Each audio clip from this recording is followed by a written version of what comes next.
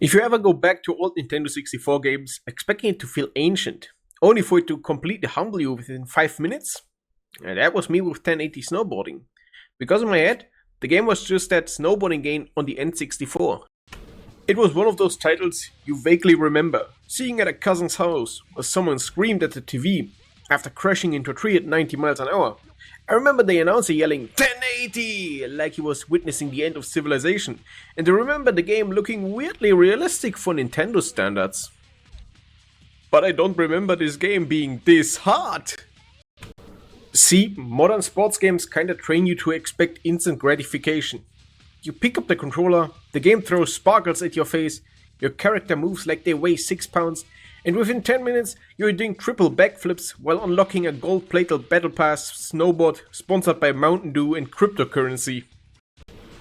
1080 snowboarding does not care about any of that. The game throws you onto a mountain and basically says, go figure it out. And honestly, that's exactly why it still is one of the coolest games I have ever played. The first thing you notice when you boot up the game is the vibe. And I know vibes is one of those words on the internet that has been completely beaten into the dirt. But seriously, the game has atmosphere pouring out of every single polygon. And you see the polygons. When the first race starts, you immediately realize this isn't an SSX game. No. This is way harder. Because your rider here has actual weight. And actual weight, I mean. Turning isn't instant here. You can't just wiggle the analog stick and magically zigzag around corners. If you commit to a turn too hard, you're probably eating snow. And if you land badly, your entire run is ruined. If you clip a fence wrong, your snowboarder ragdolls down the mountain like Nintendo personally hates you. And there's momentum to that. At first, honestly, it feels kinda awkward. Especially if you grew up where movement is super loose and forgiving. The controls in 1080 almost feel stiff for the first 15 minutes, and then your brain adapts to that. And believe me when I say this, when your brain adapts to that, oh my god. You start to understand how the mountain flows, you begin carving turns instead of fighting them, and you stop treating the snowboard like a vehicle and start treating it like an actual board sliding over snow. And that's when you realize the game was doing something really special. Because 1080 snowboarding isn't trying to make you feel overpowered, it's trying to make you feel cold. And that sounds weird, but stick with me here. The game's sound design is insane for 1998. Like, genuinely ridiculous. The scraping sound of the board against snow changes depending on the terrain.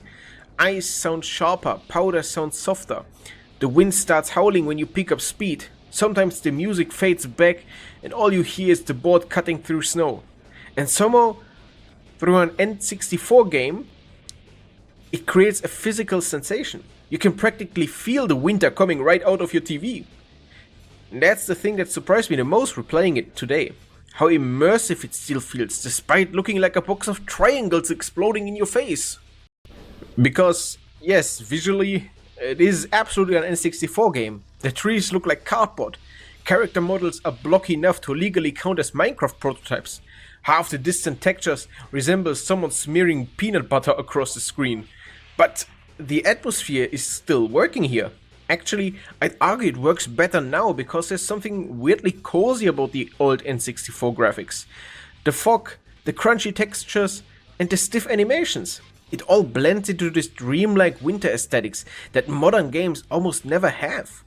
And speaking of modern games, can we talk about how different sports games feel now? Because of that 1080, the genre slowly turned into absolute chaos. Games like SSX basically said, what if snowboarding happened on another planet? Suddenly people were launching 400 feet into the air doing tricks that violate several laws of physics, while techno music exploded in the background. And look, I love SSX. SSX Tricky is one of my most beloved games. I played this for ages. But 1080 exists in a completely different lane. The game wants the mountain to feel dangerous, unlike SSX. Speed in 1080 is terrifying. Not empowering, terrifying. You start flying downhill and suddenly trees are whipping past your face. Turns arrive way too fast and your brain enters panic mode because one bad move sends you directly into the afterlife. And the cores are built around that feeling. Every track has personality. They don't just blend together into a generic snow level number 4. Some tracks are wide and fast, built around maintaining momentum, others are cramped nightmare where survival becomes a primary objective. Dragon Cave, for example, still feels like a Nintendo accidentally made a horror map. Seriously, whoever designed that course woke up angry at that day. Tight tunnels, awful visibility, sudden hazards everywhere. You're not snowboarding anymore, you're escaping death. And because the controls have real weight to them, every success run feels earned here. That's another thing modern games sometimes miss. 1080 doesn't hand out victories like participation trophies. You actually have to learn the mountain. You have to memorize turns, understand momentum, and improve your timing. And the game respects you enough to let you fail, repeatedly. There were moments replaying where I genuinely forgot how brutal old Nintendo games could be. One bad landing completely destroyed your race. One missed corner and suddenly the AI riders disappearing into the horizon, while your character tumbles down a cliff like a Family Guy cutaway. But weirdly, it almost never feels unfair here, because when you crash, you suddenly know why you crash. You got greedy, and you turned too hard. You landed sideways and panicked. These are all moments that I had. The game is constantly teaching you, even humiliating you at that. And honestly, I miss this kind of design in modern games. Not everything needs a progression tree and daily challenges and 12 currencies and a premium unlock system where your snowboards cost extra unless you buy the deluxe edition. 1080 is just like, here's a mountain, good luck and have fun. What's funny about that is that Nintendo itself never revisited the tone afterward.